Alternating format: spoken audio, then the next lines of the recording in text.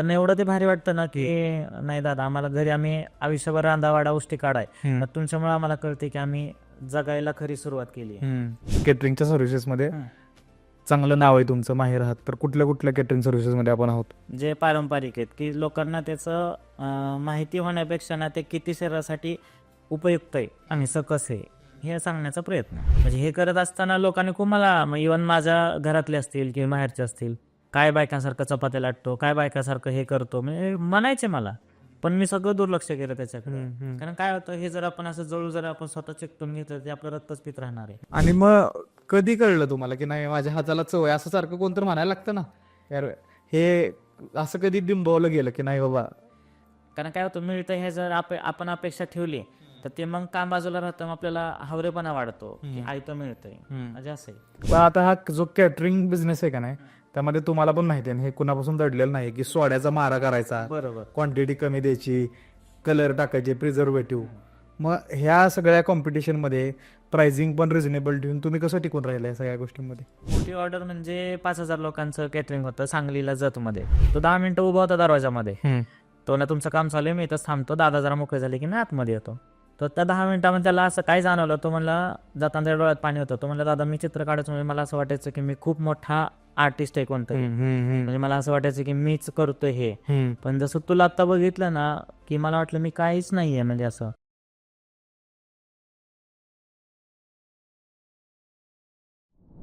नमस्कार, तुमच्या सगळ्यांचं स्वागत आहे सौरभ भोसले शोच्या नवीन एपिसोडमध्ये. आणि आज आपण नवीन एपिसोड घेऊन आलेलो आहोत. हा टॉपिक मी स्वतः सजेस्ट केलेला आहे, मी स्वतःला. आणि बिईंग अ फूडी आजचा एपिसोड खूप खुसखुशीत आणि खवंगदार असणार आहे. आणि आज आपल्यासोबत गप्पा मारायला, बऱ्याच गोष्टींबद्दल बोलायला आपल्यासोबत आहेत सागर नानोरे सर, जे आहेत साई सागर केटर्सचे फाउंडर. Welcome sir. नमस्कार, थँक्यू.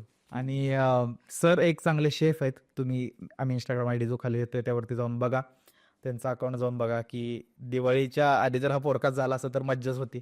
पण आता तुम्ही ते पेज बघितलं तर तुम्हाला कळेल की एक फूड बिझनेस कसा सक्सेसफुली रन करू शकतो. पेरिशेबल आयटमचा बिझनेस आहे हा, की त्याला व्हॅलिडिटी कमी असते, हे कसं रन होतं ह्याच्याकडं आज आपण बऱ्याच गोष्टींवरती चर्चा करणार आहे. गृहिणींना तर आवडेलच, पण मी म्हणतो आग्रहाने पुरुषांनी पण बघा. ह्यातून पॅशनेट जे लोक आहेत एखाद्या गोष्टीबद्दल त्यांनी नक्की बघा. आणि सरांची जर्नी पण खूप इन्स्पायरिंग आहे. तर सगळ्यात पहिल्यांदा सर, माझा प्रत्येक पॉडकास्टला प्रत्येक गेस्टला एक प्रश्न असतो, तोच मी तुम्हाला विचारणार आहे. एक सर्वसामान्य विद्यार्थी ते आज ह्या लेवलला तुम्ही फाउंडर, शेफ, इथपर्यंत कसं होता प्रवास आणि कसं या क्षेत्राकडे वळाला तुम्ही? आमच्या घरात कसं एकत्र कुटुंब पद्धती आहे आणि घरात कसं आजी किंवा म्हणजे ॲक्च्युली काय झालं की वडील गेल्यानंतर आम्ही मामाच्या गावी, त्याच्यामुळं मग एकत्र कुटुंब पद्धती, सगळे लोक जास्त, करणारे हात कमी आणि सगळे आजी मामी वगैरे 2-3 जणीच करायच्या. मग लहानपणापासूनच मग ते दे थोडंसं पीठ चाळून देतो, दे थोडंसं पीठ मळून देतो, अशी जी सुरुवात झाली ते सुरुवात आता इथपर्यंत येऊन पोहोचलेली. आणि त्यावेळेस कसं होतं की स्टुडंट आणि म्हणजे तुम्ही जसं म्हणता की विद्यार्थी ते डायरेक्ट उद्योजक होणं, ह्याच्यामध्ये काय होतं की आपल्याला फॅमिलीचा जो बॅकग्राऊंड असतो, एक फॅमिलीमधलं जे वातावरण असतं ते खूप महत्त्वाचं ठरतं या विषयामध्ये. आणि काय होतं की जे तुम्ही करताय तेच पुढं करायलाच असं पण नसतं. बरोबर आहे. हां, पण कसं होतं की परिस्थिती आणि तो जो काही आपल्या नशिबातल्या लिहिलेल्या गोष्टी आहेत, की तुम्ही कितीही काही करा, ते जसं आपल्याला ज्यासाठी आपल्याला त्या वरच्या विधात्याने पाठवलं इथं की तुला हेच करायचंय, ते त्याचप्रमाणे ते जोपर्यंत तुम्ही ते करत नाही, स्वतःला शोधत नाही, तोपर्यंत तुम्ही भटकतच राहता. हो. ते सगळं असं त्याच्यामध्ये राहील. आणि मग जसं सांगायचं झालं की आमच्या फॅमिलीमध्येच सुरुवातीतून झाली. आणि जसं की शिक्षण झालं, कॉलेज संपलं, माझं SP कॉलेज MCOM तिथं झालेलं सगळं. नंतर मग मी विचार केला की आपण नोकरी, म्हणजे ॲक्च्युली माझं हॉटेल मॅनेजमेंट करायचं खूप इच्छा होती. क्रूजवर जाण्याचं खूप मोठं स्वप्न होतं की चला शिपमधून जाऊन आपण, म्हणजे त्याच्या पाठीमागं असा उद्देश असा की आपल्याला परदेशही आपल्याला पाहायला मिळतील, म्हणजे एक साधं सिंपल. पण नंतर असं झालं की आई म्हणली तू एकटाच आहे, मला जहाज बुडलं तुम्ही मागं, मी काय करू. ती नॅशनलचा तो फॉर्म जो होता टॉ फाडून टाकला, म्हणजे जो मी घेऊन आलो होता ॲडमिशनचा. मग नंतर विचार केला की मी नोकरी केली, म्हणजे काही CAच्या हाताखाली म्हणा, कॉमर्स स्टुडंट असल्यामुळं काही बँकेत इकडे तिकडे, पण ती जी असते ना आपल्याला एक किक म्हणतो आपल्याला, नाही आपण काहीतरी भरकटतोय. मग म्हणलं नाही, आपण जे आहे तेच कंटिन्यू करायला हवं. मग मी सगळ्या कला येतच होत्या, जे आहेत तेच करत गेलो, सगळ्या वाटाने करत गेलो. मग नंतर असं कळालं की मी जे करतोय ते लोकांना हे फार आवडतंय आणि लोक त्याच्या मला पैसे देतात मेन म्हणजे. नंतर विचार केला की नोकरी करूनही आपण पैसे आणतो, मग आपलीच कला जोपासून आपण जर ते पैसे कमवायला काय हरकत आहे. बरोबर आहे. मग असा हळूहळू करत करत आपला तो बिझनेस सेट झाला. कितव्या वर्षी चालू केलं? 2008-9 साली सुरू आणि साई सागर केटर्सचं नाव हा ब्रँड कधीपासून तयार केला? तेव्हापासूनच. आणि पहिली ऑर्डर काय होती मग? पहिली पुरणपोळ्या लाटून द्यायची. म्हणजे आमच्या सोसायटीमध्ये ते एक महिला आहेत, त्यांचं ते डिलिव्हरी वगैरे झाली होती, घरात दसरा होता, पोळ्या लाटत होत्या आणि हे सगळ्या ते देवाचा कार्यक्रम. मग मला सागर तू छान करतो पोळ्या, तर मला पोळ्या आता काय 1-2-3 किलोचा लाटून दे. मग मी गेलो लाटल्या वगैरे, तर त्यावेळेस तर मला 500 रुपये दिले होते.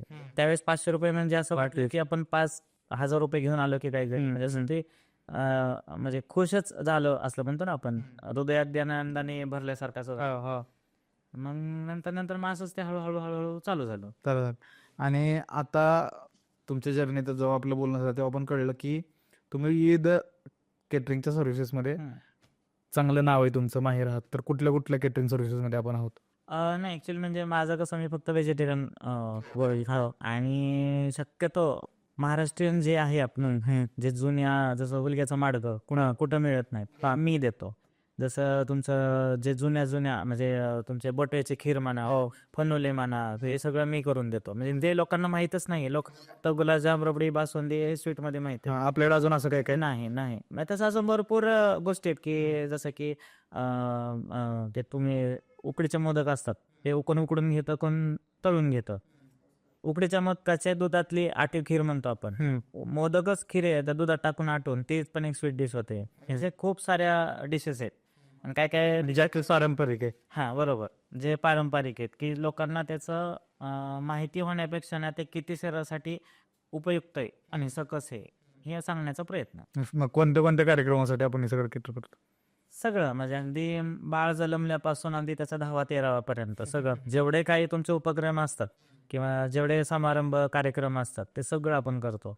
आजच्या ह्या स्थितीला असं आहे की बाळ जन्मलं, समजा काही आधी किंवा त्याचं कोणी नातू वगैरे झालं असेल, तर त्याच्या आईचं पण डोहाळे जेवण असेल, तिथपासून त्याच्या साखरपुड्यापर्यंत सुद्धा आपण जेवण दिलेले. म्हणजे असं इव्हन मी म्हणू शकतो की तुझ्या जन्माच्या आधी मी तुला खाऊ घातले. आणि मग कधी कळलं तुम्हाला की नाही माझ्या हाताला चव आहे, असं सारखं कोणतरी म्हणायला लागतं ना यार, हे असं कधी बिंबवलं गेलं की नाही बाबा? कसं व्हायला लागलं, जेव्हा मी फोडणी टाकली, सांगी आपली कटाची आमटी म्हणजे आपण येळवणी म्हणतो जसं ग्रामीण भागात, तिला फोडणी टाकली की जेव्हा समजा उगाच तुमच्या घरी कार्यक्रम आहे, मी आलो तिथं स्वयंपाक करण्यासाठी, साधा नॉर्मल भात वगैरे झालं, फोडणी टाकली आमटीला, 4 बायका उठून नाही किचन पाशी आल्या आणि म्हणल्या काय केलंय का, तेव्हा कळालं आपण बस आपल्याला चांगलं येतंय असं. म्हणजे जेव्हा तुम्ही फोडणी चांगली टाकताय याचा अर्थ तुमच्या हाताला चव आहे हे तेव्हा नंतर कळालं म्हणजे असं. आणि कसं होतं की शिकून सवरून आपण केलेलं नाहीये. म्हणजे समजा आता आलं, मी खरं सांगायला गेलं तर मी कुठल्या भाजीला त्या आल्या लसणाचे पेस्टचा मार अजिबात करत नाही. जे आता समजा माझी म्हणजे मी कसं करतो, ते समजा तुमची पावभाजीची ऑर्डर आहे, तर आज रात्री पावभाजीचा मसाला मी स्वतः पाटावर वटावर घरी वाटतो. माझ्याकडे जातं पाटावर वटा, उखळ, मुसळ सगळं आहे. मी रेडीमेड काहीच आणत नाही. मग त्याचं कारण ते की लोकांना ते जास्त आवडण्याचं कारण ते मग एक साधं सिंपल असं सांगायला गेलं. पावभाजीचं पण तुम्ही घरगुती पद्धतीनेच करता? सगळं पॅकेज वगैरे काय नाही, सगळं इव्हन घरचे तिखट, मी तुम्हाला जे म्हणतो धन्याची पावडर असेल, जिऱ्याची पावडर, सगळं आपण ते घरीच करतो. आता हा जो कॅटरिंग बिझनेस आहे का नाही, त्यामध्ये तुम्हाला पण माहिती आहे हे कुणापासून दडलेलं नाही की सोड्याचा मारा करायचा, बरोबर, क्वांटिटी कमी द्यायची, कलर टाकायचे, प्रिझर्वेटिव्ह. मग ह्या सगळ्या कॉम्पिटिशनमध्ये प्राइसिंग पण रिझनेबल ठेवून तुम्ही कसं टिकून राहिलं सगळ्या गोष्टींमध्ये? कसं असतं, जसं मी म्हणजे सगळ्यांना सांगतो, माझं तेच म्हणणं असतं की मी धनाच्या मागं ना, मी लक्ष्मीच्या मागे. कारण कसं असतं, धन जर कमवायचं असतं तर मग मी हे सगळ्या कॉम्प्रोमाइज करून आत्ता म्हणजे खूप मोठा झाला असतो. कसं होतं, 2 चपाती खाली तर पोट भरतं, मग एवढे म्हणतो ना आपण की पळून अर्थ नाही त्या गोष्टी. जेवढं करायचं साधं सिंपल छोटं करायचं, काय शेवटी वर कोणी काही घेऊन जात नाही आणि ते मागच राहतं. त्याच्यावर परत भांडणं त्यांना ते आजकाल समाज खूप ती झाला. म्हणून कसं की थोडं द्यायचं, तुपातलं द्यायचं, चांगलं द्यायचं आणि सकस द्यायचं. म्हणजे माझं ते म्हणणं असतं. आता कालचे काय म्हणजे असं म्हणतो आपण की पावभाजीचे ते एक उदाहरण देतो, पावभाजीची ऑर्डर दिली तर त्यांच्या घरचे ते आजोबा आहेत, त्यांना ते ॲलर्जी काहीतरी होती, म्हणजे असं बाहेरचं ते बीट आणि हे आजकाल ते चवळी पण टाकतात का तर तिला थिकनेस यावा.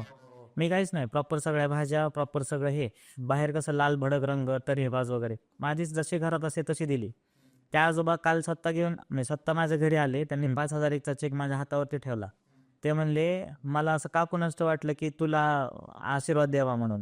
म्हणजे असे खूप सारे किस्से झालेले आहेत की त्यांना जेवण आवडले आणि त्यांनी मला स्वतःहून येऊन भेटले, स्वतः आलेले.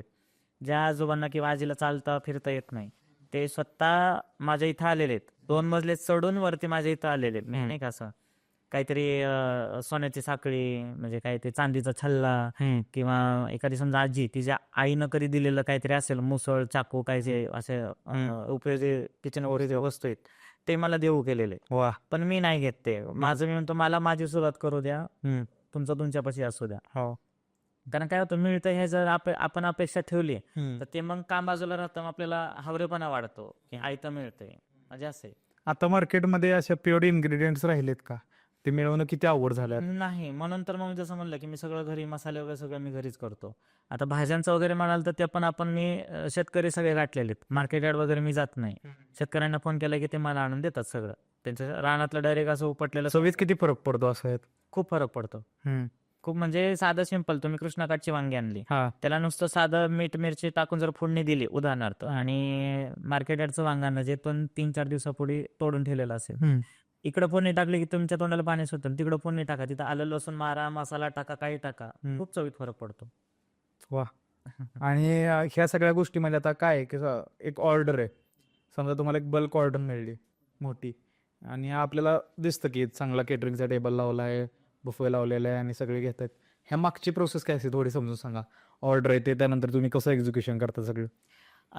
म्हणजे आपल्याकडे कसं असतं, 1-2 महिन्याची बुकिंग असतं.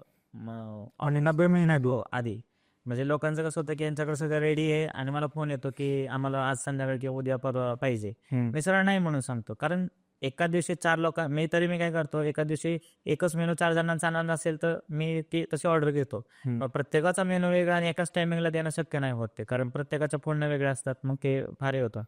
म्हणून मी काय करतो की माझं जसं म्हणलं 2-3 महिन्या आधी बुकिंग असतं प्रत्येकाचं सगळ्याचं. तर कसं होतं की जशी ऑर्डर येते तसं मग त्यांचं सगळे लोकसंख्या किती, किंवा म्हणजे त्यांना काय काय लागणार आहे, त्यांचं मेनू एकदा कळालं की बाकी सगळी प्रोसेस आपल्याला ती समजून जाते. मग माझं कसं असतं की परवा दिवशी ऑर्डर असेल तर आज सगळं तयार असतं, म्हणजे धावपळ बसवच अजिबात नसते. जेव्हा लोकांचं जेवण सुरू होतात तेव्हा निश्चित काम असतं आमचं. इव्हन माझ्याकडे ज्या सगळा महिला वर्ग येतो, त्या घरी जात नाहीत, मला हाकला लागतं, अहो जावं घरी, तुमचा नवरा आहे, तुमची लेकरं आहेत. कारण दादा घरी गेले की तेच आहे दररोजचं संसाराचं रडगाणं. म्हणजे इथं तुमच्यापाशी आल्यामुळं, तुमच्या यामुळं, इकडं आल्यामुळं, म्हणजे समजा आता काही ऍक्टर्स लोक असतील किंवा असे मान्यवर लोक असतील, आपण त्यांच्या घरी जाऊन समजा काम केलं तर तिथली लोक येऊन ह्या सगळ्या महिला लोकांना साडी, चोळी, ओटी, पैसे काय जे देण्याचं देतात, त्यांचा तो गौरव म्हणून किंवा सन्मान म्हणून करतात. ते त्यांना एवढं ते भारी वाटतं ना की नाही दादा, आम्हाला घरी आम्ही आयुष्यभर रांधावाडा उष्टी काढाय, मग तुमच्यामुळे आम्हाला कळते की आम्ही जगायला खरी सुरुवात केली आहे. कामच आहे, पण ह्या कामाचा वेगळाच आनंद आहे. तुम्ही किती लोकांना आज एम्प्लॉयमेंट देताय टोटल तरी? आता 56 लेडीज आहे, 3 मुलं डिलिव्हरीसाठी आहेत, असं आहे. 56 लेडीज काम करतात. लेडीज काम करतात. आणि काय काय डिपार्टमेंट्स आहेत त्या कामाचे? 2च आहेत, एका ठिकाणी अनारसे आणि एका ठिकाणी मी सगळं स्वतः करतो. अनारसेसाठी 22-23 जणी काम करतात तिकडे माझ्या. बाकी सगळं तुम्ही करताय? हा. त्यात कुठले कुठले पदार्थ आले? दिवाळीचा सगळा पदार्थ, लाडू, चिवडा, चकली, करंजी, शंकरपाळे, अनारसे असतील, इव्हन त्याच्यामध्ये नारळाची बर्फी, आंबा बर्फी, गुलकंद बर्फी असेल, परत अजून बाकरवडी असेल, म्हणजे असं सगळ्या ओल्या नारळाच्या करंज्या. मेन आता तिळाची करंजी तुम्हाला कुठे भेटणार नाही, ती नाही मिळत. नाही. हळव्याचे लाडू असतील किंवा बाकीचे सगळे जे लाडू असतील, पौष्टिक लाडू, मेथी लाडू असतील किंवा खजूर ड्रायफ्रूट लाडू वगैरे. साधा सिंपल खजूर ड्रायफ्रूट लाडू जो आहे ह्याच्यामध्ये कसं कोण साखरेची पेटी साखर वगैरे किंवा मध, गुळाचा पाक वगैरे घालतो, मी काहीच नाही घालत, फक्त ड्रायफ्रूट आणि खजूरच. आणि मग तुम्ही एवढं सगळं ऑथेंटिक देताय तर हे तुमच्या खिशाला कसं परवडतंय? कारण बाकी सगळीकडे भेसळ चालू भेसळ चालू आहे, ते सांगतो ना, जसं मी म्हणलं धन नाही कमवायचं मला. मी काय करतो, 500 रुपये खर्च आला ना, माझी सगळी मेहनत मधून फक्त 100 रुपये एक्स्ट्रा वरती लावायचा, ना की 500 अजून एक्स्ट्रा. 600 मिळाले बस झालं. मला बायकांचा मजूर निघाला, माझा खर्च जाऊन मला 30 रुपये जरी किलोच्या मागे मिळाले बस झालं. म्हणजे माझं ते जसं मी म्हणलं 2 चपाती खाली पोट भरतं, तर काय एवढे हे करायचं. आतापर्यंतची सगळ्यात मोठी ऑर्डर कोणती होती? मोठी ऑर्डर म्हणजे 5,000 लोकांचं केटरिंग होतं सांगलीला, जतमध्ये. तर ती काय ओके सांगत होती. बरं, 5,000 लोक? हा. हा. तर तिथला त्यांनी आचार्य ऍक्च्युली बुक केलं होतं आणि तर मित्रांना की सागर तुला ऍक्च्युली त्याचं घर बांधकाम करण्यापासून मी त्याला म्हणजे काय झालं की ते जुनी लिपीमध्ये ते लिहिलेलं त्याच्याकडे कागद होता. ते आजीनं कधी ते 20 रुपये 25 रुपये देऊन जागा खरेदी केलेली. आणि मी आपलं जस्ट एकदा गेलो होतो त्याच्या घरी, कार्यक्रम होता ऑर्डर्स होती म्हणून, तर त्याच्या घरी गेलो. मग त्याने काय ते पसारा काढलेला, मी आपलं वाचता वाचता वाचलं ते जुन्या लिपी, ते मोडी लिपी वगैरे सगळं ते वाचता येतं त्याच्यामुळे. तर ते वाचलं वगैरे, म्हणलं अरे हे कागद एवढा महत्वाचा का टाकून दिलाय? तर तो म्हणला की काय त्याला म्हणतो आपण, अरे आमच्या आजीचं वगैरे सगळं असं हे आहे. अरे म्हणलं तुझ्या आजीने जागा घेतलेली वगैरे, असं ते सगळं सीन झाला. मग त्याने त्याच्यावरती 20 लाखाचा बंगला बांधला. तो बंगला बांधताना सुद्धा त्याने माझं मार्गदर्शन घेतलं. इव्हन त्याचं लग्न जमवताना तो मुलीला नाही म्हणतो, मी म्हणलं अरे मुलीला तू हो म्हण, ती मुलगी तुझी रात्रभर तुझं पाय दाबेल, एवढं तुझ्यावर प्रेम करणारी ती. झालं ते, एवढं प्रेम करणारे बायको भेटले, सगळं झालं. त्याला म्हणलं ना इकडे उडी मारतो, आता सुद्धा उडी मारायला तयार आहे. त्याचे त्याने नोकरी, त्याचा फोटोग्राफीचा बिझनेस. मी त्याला म्हणलं अरे तुझ्या हाताला इडली चटणी एवढी चांगली करतो, तर तू ह्याचा व्यवसाय का नाही करत? आता तो दर दिवसाला नाही म्हणलं ते 10,000 रुपये कमवतो. ह्याच बिझनेस मध्ये फक्त इडली चटणी सांबार डोसा जे काय असेल ते करतो असं. आणि मग तिकडं त्या म्हणलं की बंगला बांधलाय, तुलाच यायचंय, पूजेला तुलाच बसायचंय. म्हणलं पूजेला जोडपं बसतं, मी नाही बसू शकत, तुम्ही दोघं नवरा बायको बसा. मग त्यांनी आचार्याला सांगितलं, आचार्याने सगळं मटेरियल सांगितलं, साधं सिंपल. मी त्यातलाच किचन केटरिंग ह्याच्यामधला. तर मी बघितलं एवढे तांदळाची थप्पी लागली आहे, इकडं तुपाचे डबे एवढे भरमसाठ आणलेले त्यांनी. तर मी म्हणलं अरे एवढ्याची गरज नाहीये, 2 डबे सुद्धा खूप झाले तुपाचे शिऱ्यासाठी म्हणा, किंवा तांदूळ सुद्धा खूप झाला, एवढा एवढा नाही लागणार, माघारी दे म्हणलं. नाही म्हणलं अरे लोक आमचं अख्खं गाव येतं जेवायला, असं तसं. आचार्याने म्हणजे त्यांचं काय, त्यांचं फॅमिली हे असं याचं कसं ह्याला हे करायचं का, त्याला आई नाही वडील नाही काय नाही, एकटाच तो. मग म्हणलं सगळ्यांना बाजूला कर, मी उभा राहतो इथं, नाही ना चुलते मानपान असं तसं. म्हणलं ठीक आहे चालतंय. मी फक्त ते जिथं त्यांचं कुकिंगचं चालू होतं तिथं मी आपलं उभा राहिलो गंमत बघायला. चल त्यांनी त्यांच्या काय केलं की भरलं वांग वगैरे, खारं वांग, ते त्यांचे ते ते आमटी वगैरे सगळं. तर मी बघितलं की अक्षरशः चुलतं लहान बघत नाही, मोठा बघत नाही. तिथल्याच्या पोरांना सांगितलं तुम्हाला नंतर उन्हाळ्याचे दिवस तुम्हाला गाडीगार चारतो, वाडा नुसतं वाडा, म्हणजे नुकसान होऊ दे ह्याचं. पहिल्याच पंक्तीला एवढं सगळं 2-3 पाट्या वांग, आमटी सगळं टाकून दिलेलं बघितलं मी, पुष्ट. माझी सटकली. म्हणलं कुणी तुम्ही असाल, मंत्री संत्री आमदार विमदार, इथं जर दिसला तर जळकं लाकडून मी घेऊन उभा राहीन म्हणलं, अख्खं केटरिंग मी सांभाळतो म्हणलं. आचार्य पण म्हणलं सांभाळा, काय प्रॉब्लेम नाही. बायकांना म्हणलं तुमचं किती 200-250 ठरले तर मी तुम्हाला 500-500 देतो, मला फक्त चपात्या लाटू लागा. बाकीच्या फोडणे बिणे टाकून सगळं करून, जिथं सकाळी 9 वाजल्यापासून 4 वाजेपर्यंत चालणार होतं, 1ला सुरू झालं आणि 4ला संपवलं मी. 5,000 लोक उठून जेवण पण गेले. आणि त्यात मध्ये काय झालं, तांदळाची पोती वाचली, तुपाचे डबे वाचले, गुळाचा ढेपा वाचले, साखरेचं पोतं वाचलं. म्हणजे असं नाही म्हणलं तरी 6 ते 7 लाखाचं त्याचं पेमेंट त्याला रिटर्न आलं लोकांना. आणि म्हणजे कितीतरी केटर असंच वाया घालवतात, तेच होतं ना. टाकायचं. आजकाल लोकांचं कसं असतं की काही न करता मिळवण्याच्या मागं असतात ते. म्हणजे आता तुमच्या घरी कार्यक्रम आहे, तर काय करतात, जिथं 1 किलो तांदूळ लागते तिथं 3 किलो मागवायचा, वापरायचं 1 किलोच, पण सांगायचं संपवलं किलो आपल्या घरी. तसं आपण नाही करत. मी तर म्हणलं की आम्ही देतो, नाही म्हणतो. कारण काय असं जसं म्हणतो ना की आता एका महिलेने काय केलं, तिच्या घरात डाळ होती तर त्याला लागले सोनकिडे, त्याचं झालं त्याचं बुसकट म्हणतो आपण, ते दळलं आणि मला म्हणलं याचे बुंदीचे लाडू करून द्या. ते पिठाला हात लावला तक्षणी म्हणलं हे मसू लागलेलं डाळीचं पीठ आहे, मी नाही वापरू शकत. नाही म्हटले द्या जे काय होईल. ते लाडू होतात कडक, कारण त्याला सकसपणा मसूने खाल्लेला असतो. मी दिले म्हणजे असले कसे लाडू करता तुम्ही वगैरे वगैरे वगैरे. मग तिला मी आधी सांगितलं, म्हणलं मॅडम तुम्ही मला असं पीठ दिलं होतं, हे मी नाही करत. तिची सासू आली, म्हणजे तुम्हाला कसं कळलं की हे पीठ मसूने म्हणजे डाळ खाल्ली होती? म्हणलं पीठ हातात घेतले कळतंय. प्युअर डाळीचं म्हणजे भरलेल्या डाळीचं मऊ लागतं, हे चरबरीत लागतंय. म्हणजे असे सगळे ते छोट्या छोट्या गोष्टी असतात. हां, आता ह्यामध्ये का नाही महाराष्ट्रीयन खाद्यसंस्कृती, आता काय झालं की Punjabi dishes, Rajasthani, Gujarati, south Indian ह्याचा मारा व्हायला लागलोय.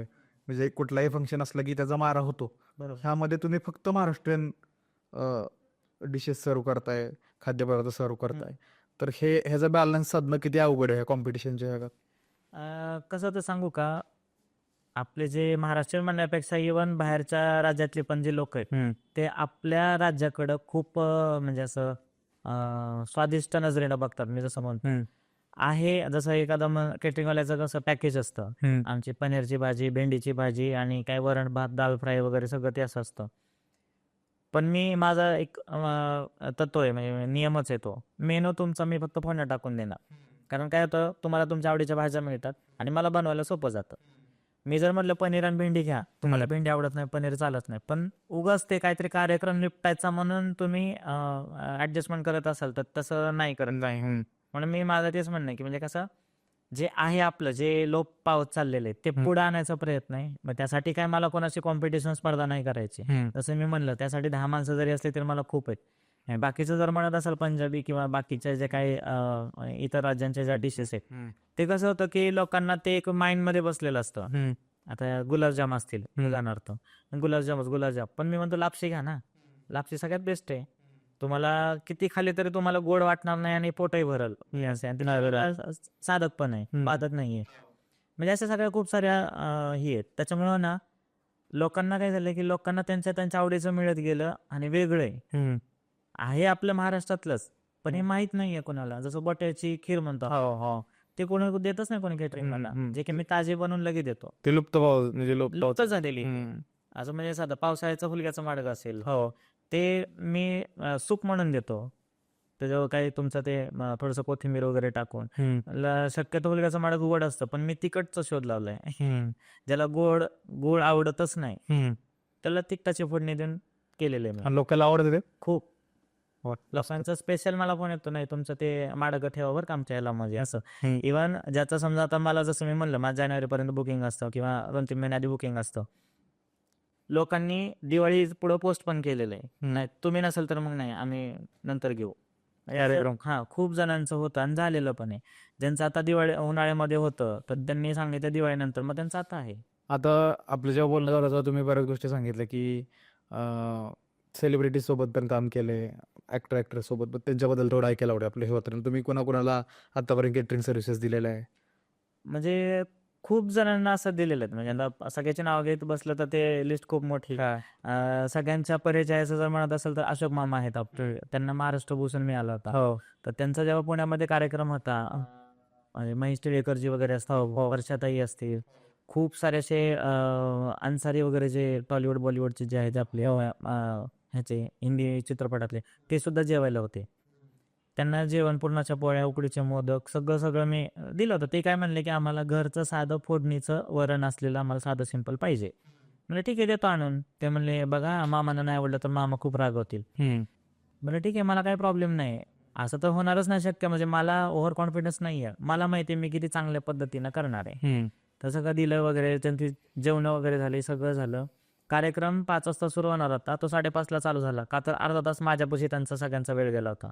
असं रूममध्ये बसलेले सगळे, अरे कसं केलं रे तू, खूप छान झालं वगैरे असं. म्हणजे ते सगळं त्यांचं ते कौतुकाचे त्यांनी हे केलं. हा. आणि मग हे कॉन्टॅक्ट कसे बनत गेले की पहिल्यांदा कोणीतरी ऑर्डर केलं, मग ते आवडलं, मग ते रेफर झालं? म्हणजे पहिल्यांदा म्हणजे काय, तुझ्या मला फोन येतो, फोनच्या पलीकडे कोणी मला माहित नसतं.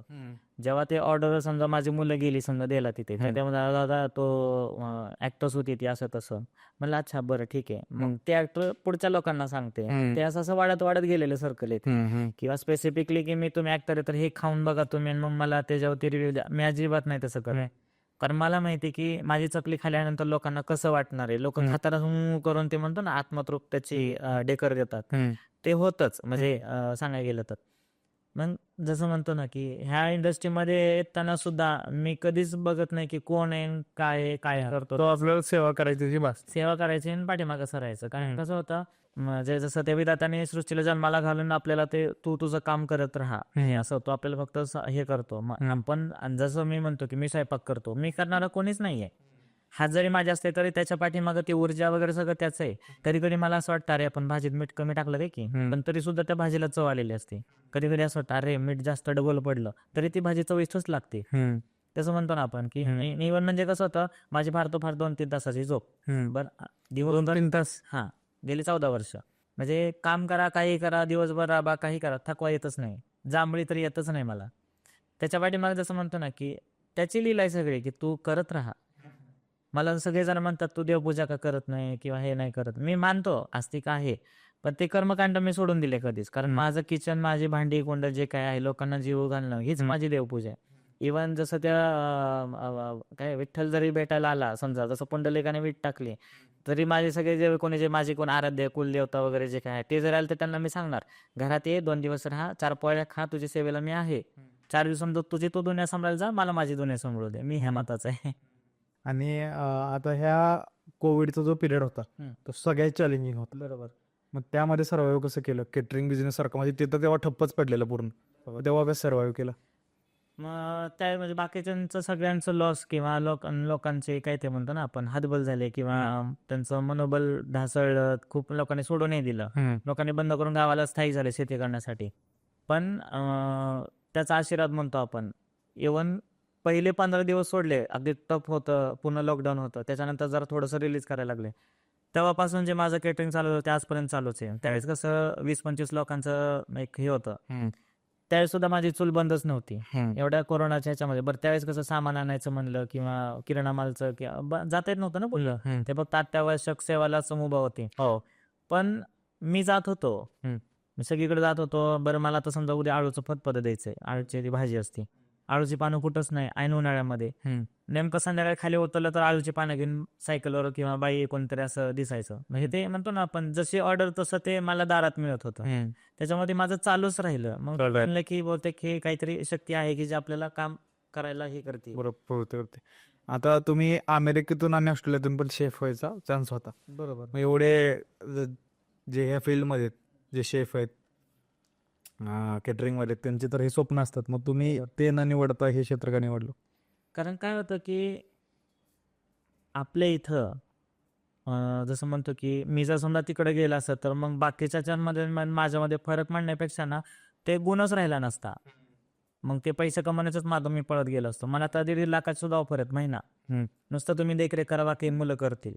पण नाही करत मी. का तर मला इथंच राहून, आपल्या पुण्यामध्ये राहून किंवा आपल्या महाराष्ट्रातच राहून प्रत्येकाच्या घराघरात जाण्याचा माझा प्रयत्न आहे. साधं 15 लोकांचा असो किंवा 500 लोकांचा असो किंवा 5,000 लोकांचा असो, चांगलं म्हणजे जे देतोय आपण, ज्यासाठी आपण निवडलं गेलेलो आहोत, तेच काम करायचं आपल्याला असे. वा. आणि एक सगळ्यात जो प्रश्न मी सुरुवातीला विचारणार होतो, हे क्षेत्र असं महिलांनी व्यापलेलं आहे. बरोबर.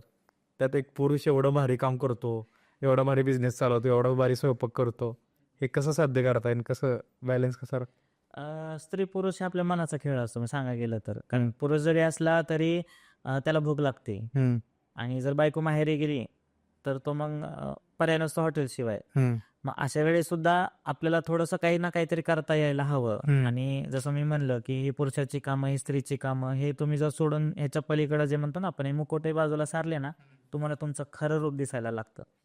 म्हणजे हे करत असताना लोकांनी कुणाला, इव्हन माझ्या घरातले असतील किंवा बाहेरचे असतील, काय बायकांसारखं चपात्या लाटतो, काय बायकांसारखं हे करतो, म्हणजे म्हणायचे मला. पण मी सगळं दुर्लक्ष केलं त्याच्याकडे. कारण काय होतं, हे जर आपण असं जवळ जर आपण स्वतः चिकटून घेतलं ते आपलं रक्तच पित राहणार आहे. त्याच्यामुळे ना मी ते नाही म्हणलं. आपण आपलं चिखला जरी आत्ता असलो तरी कमळासारखं खुलूनच राहायचं. येतील भुंगे, येतील काय ते म्हणतो ना आपण, मासे येतील, काय नाही, आपण फुलतच राहायचं. त्याच्यामुळे ना मी त्याच्याकडे दुर्लक्ष करत गेलो. पण मी मग त्यांना म्हणायचो, तुम्ही एक दिवस असा येईल की तुम्ही माझ्या दारात याचक म्हणून उभे राहाल आणि मी तुम्हाला पोळ्या किंवा चपाती वाढत असेल आणि तुम्ही जेवून आराम सुखावत असाल. म्हणजे काय होतं, ऍक्टर्स लोक असतील, हे शूट आणि हे सगळं जे काही आहे तर त्याच्यामध्ये वैतागलेले असतात. 2 दिवस येतात, माहीत नसतं मला की येतात, डायरेक्ट दरवाजात उभे, सागर पिठलं भाकरी कर. वैतागले बाबा, फार वैतागले. पिठलं भाकरी खातात, पिठलं भात खातात, जे काही असेल ते खातात, झोपतात. दुसऱ्या म्हणजे उठले की मग मला चकली करू लाग, लाडू करू लाग. 2-3 दिवस राहतात आणि जाताना म्हणतात आता कसं बॅटरी फुल झाली आमची. वैतागलो होतो आम्ही. म्हणजे असं का तर जसं म्हणतो ना की आपलं काम आपण चांगल्या पद्धतीनं करतो, ते लोकांना चांगलं जास्त वाटतं. का तर ते स्वतः त्यांचं म्हणजे आपल्याला हे करतात, ते वैतागलेले असतात आणि ते त्यांना काय वेगळं वाटतं ते काम आणि ते त्यांनाच माहिती. म्हणजे असे इव्हन म्हणजे एक त्याचं उदाहरण सांगतो. एक मुंबईचा मित्र, आता मित्र झाला तो, तर त्याचं असं की समजा तुम्हाला बघितलं, त्याचं काय, तुम्ही मित्राचा मित्र, तुमचा बर्थडे आलाय, तो डोळे बंद करतो, त्यांना स्वामींचं, अक्कलकोटचे स्वामी त्यांचे जशा रूपात त्याला दिसतात त्या रूपातला तो स्वतः पेंटिंग करतो आणि तो तुम्हाला गिफ्ट म्हणून देतो. असं करतो. तर त्याची 101 पेंटिंग त्यांनी आत्ता मला दिली. बरं, मागच्या दिवाळीला त्यांनी मी चकला धावत होतो आणि तो मागं उभा होता फोटो फ्रेम घेऊन. मी उघडलं तर आतमध्ये स्वामींचा फोटो. ते म्हणले मी तुमचं एक रील बघितलं तर तुम्ही काही बेसनाचे लाडू पोळ्या वगैरे असं करताना बघितलं आणि मला असं काय वाटलं कोणाच की ते चित्र काढून मी तुम्हाला द्यावं. म्हणलं बरं ठीक आहे चालतंय, आला जेव वगैरे असं तसं. ते म्हणले तुम्हाला असं उत्सुक काहीच नाही की आनंद झाला. म्हणलं काहीच नाही वाटत. हा फोटो इथं येणं ती त्यांची इच्छा. बरं तो मला ओळखत नव्हता, मी त्याला ओळखत नव्हतं, पत्ता माहित नाही, नंबर माहित नाही, तरी तो दारात उभा. मग याचा अर्थ त्यांची इच्छा होती की तुला इथपर्यंत आणणं, करणं, इथं येणं बसणं. बरं मी जसं म्हणलं पूजा अर्चा काहीच नाही करत. लोक आले की म्हणतात असं वाटतं की स्वामी आता बोलतील माझ्याशी. म्हणजे असं ते सगळं तो सीन आहे. असे खूप सारे लोक जोडले गेलेले. तो म्हणला दादा मी ना म्हणजे तो मी जसं चकल्या तळत होतो करत म्हणजे चकली पाडत होतो, तळतही होतो, बाहेरही काढत होतो, पीठ पण पावत होतो बायकांना वगैरे असं होतं. तो 10 मिनिटं उभा होता दरवाजामध्ये. तो ना तुमचं काम चालू आहे मी इथंच थांबतो, दादा जरा मोकळे झाले की मी आतमध्ये येतो. तर त्या 10 मिनिटामध्ये त्याला असं काय जाणवलं, तो म्हणला जाताना त्या डोळ्यात पाणी होतं. तो म्हणला दादा मी चित्र काढायचं म्हणजे मला असं वाटायचं की मी खूप मोठा आर्टिस्ट आहे कोणतरी. म्हणजे मला असं वाटायचं की मीच करतोय हे. पण जसं तुला आता बघितलं ना की मला वाटलं मी काहीच नाहीये म्हणजे असं. मी म्हणलं सेम प्रक्रिया म्हणलं माझी आहे. ही आहे म्हणलं मत माझं ते त्या बाबतीत तेच आहे. मी करणारा कोणीच नाही की माझ्या अंगाचा काहीतरी भाग काढून मी हे केले असं पण नाही ना. मग त्याला ते सांगितलं, मग तो म्हणला, नाही बरोबर आहे. आणि त्याच्यानंतर मग त्याला वेगळे काय अनुभव आले. त्याने मुंबईमध्ये जाऊन सगळ्यांना सांगितलं, म्हणजे ते सगळे रील असतील किंवा काय असं सगळ्यांना देत गेला तो. म्हणजे हेच खरं की विस्तार होण्याचं कारण हे आहे. माझं तुम्हाला कुठं फ्लेक्स दिसणार नाही, होर्डिंग दिसणार नाही किंवा असं दुकान टाकलं असं दिसणार नाही.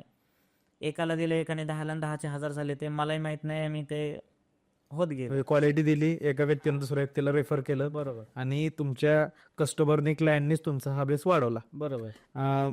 मला इंट्रोडक्शन मध्ये अजून एक गोष्ट सांगितली की तुम्हाला आहे ना बरेच पुरस्कार मिळालेत पोर्ट्रेट रांगोळीच्या क्षेत्रात, त्याबद्दल जर ऐकायला आवडेल. जसं रांगोळीचं मी म्हणजे महाराष्ट्र अंतर्गत काम करतो. तर पोर्ट्रेट रांगोळीचं मला संस्कार भारती म्हणून आमचे नॅशनल लेवलचे इंटरनॅशनल लेवलचे आमची कामं चालतात. ह्यासाठी मी संपूर्ण भारत फिरलेलो आहे. तुमच्या काही ऑलिम्पिकच्या स्पर्धा असतील किंवा काही मोठे मोठे कार्यक्रम असतील तर त्यासाठी आपल्याला महाराष्ट्रातून मला पहिलं गाडी नेलं ते सोडायला येते. तर एकदा असंच ते किशोर दहाटके म्हणून कार्यक्रम होता. ते चंदू काका वगैरे त्याचे सगळे सोनाराचे त्यांचे स्पॉन्सर वगैरे केले ते सगळे होते. त्यांचा मला फोन आला की एक आपल्याला रांगोळी काढायची किशोर कुमारांची, तर तुम्हाला जमेल का? म्हणलं काढतो. 1 तासामध्ये किशोर कुमारांचा चेहरा काढून मी तिथं त्यांना दिला होता. तर ते एवढे मग ते म्हणले नाही आता तुम्ही काढलाच आहे, पेमेंट प्रोग्राम झाल्यावरती. म्हणलं राहू द्या, पेमेंटचं काय एवढं हे नाही, नॉर्मल काय 500-600 रुपये. तुमची इमर्जन्सी होती म्हणून आपलं मी आले, मला होता वेळ म्हणून मी आले. तुमची ऑर्डर नव्हती, तुमचा फोन आला, मी आपलं प्रेमाखातर केलं असं समजून चला. ते म्हणले नाही आतमध्ये गाण्यांचा कार्यक्रम आहे तर तुम्ही जॉईन होऊ शकता. म्हणलं बरं ठीक आहे वेळ तर मग आपण बसलो, सगळं झालं वगैरे तो कार्यक्रम. मग अचानक त्यांनी माझं नाव घेतलं की तुम्ही स्टेजवरती या. मग स्टेजवरती गेलो, मग त्यांनी ते काय फ्रेम आणि ते सगळं म्हणजे त्यांनी ते तसं मी बोललो त्यांनी ते करून आणली लगेचच तयार सगळं केलं. मग मला ह्याची काही गरज नव्हती. म्हणे नाही तुमच्यासाठी नाही आहे, तुमच्या त्या रांगोळीसाठी तुम्ही जे बाहेर केली ना. कारण त्यांना कोणीतरी एकाने 10,000 रुपये सांगितले ते, आणि फक्त त्यांना म्हणलं काय असेल तर 500, 250, 300 रुपये खर्च द्या. ते म्हणले एवढा म्हणजे खरा कलाकार काय असावा हे तो 10,000 रुपये. 10,000 रुपये. पोर्ट्रेट रांगोळीचा तो रेडी येतं, प्रत्येकाचं आपापलं हे असतं. आता मग जसं की ऍक्टर्स आम्ही डेपेवाड्यामध्येच आम्ही एक रांगोळी वगैरे काढली ऍक्टर्स लोकांना, त्याच्या खूप साऱ्या जणांचे रांगोळी काढलेले. पण आम्ही जेवढा खर्च तेवढंच पैसे घ्यायचे. तर आम्ही डेपेवाड्यामध्ये रांगोळी वगैरे काढल्या. तर मग असं ते वाढत सगळं मग ते करतच गेलं. आणि ह्याची आवड रांगोळी म्हणजे हे आर्टिस्टिक अप्रोच कधीपासून आलं लाईफमध्ये? लहानपणापासूनच. त्याआधी कसं घर सारवायचं, अंगण सारवायचं. आमच्याकडे गावाकडे ते छपराची घरं, ओटा बिटा सगळं, गाई गुरं ते पण सगळी कामं केलेली आहेत मी. शेण कोंबड्या जे काय गवऱ्या थापणं वगैरे सगळं जे म्हणतो ना आपण एक कॉमन पर्सनचं जे लाईफ असतं ग्रामीण आणि शहरी. तर मग ते करत असताना मग आपण कसं टीव्हीवरती त्या दूरदर्शनला ते कला कौशल्य म्हणून कार्यक्रम तर त्याचं बघायचो आपण आर्ट अँड क्राफ्टचे व्हिडिओ वगैरे. ते जन्मजातच असावं कदाचित, म्हणजे वेगळं काय ते दिसतंय तर आपण ते करून बघूया असं.